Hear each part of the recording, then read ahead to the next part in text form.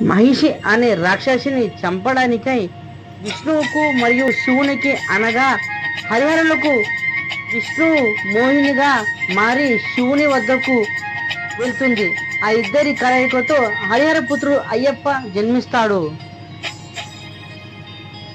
పంబా నదిలోన స్నానాలంటూ చేసి, పంబా నదిలోన స్నానాలంటూ చేసి, నిన్ను గానమేము వచ్చి ఉన్నమయ్యా, నిన్ను గానమేము వచ్చి ఉన్నమయ్యా. కొండ కోనలనక రాళ్ళు రప్పలనక, కొండ కోనలనక రాళ్ళు రప్పలనక, అష్ట కష్టాలన్నీ పక్కనెట్టి మేము నిన్ను గానమేము వచ్చి ఉన్నమయ్యా.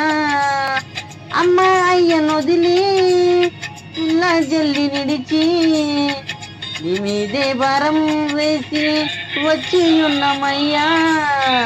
ఆదుకోనవయ్యా అయ్యప్పవి నీవే, స్వామి శరణమంటూ చెంత చేరితీవి, దయ దాల్చవయ్యా మా పైన నీవే, దయ దాల్చవయ్యా మా పైన నీవే.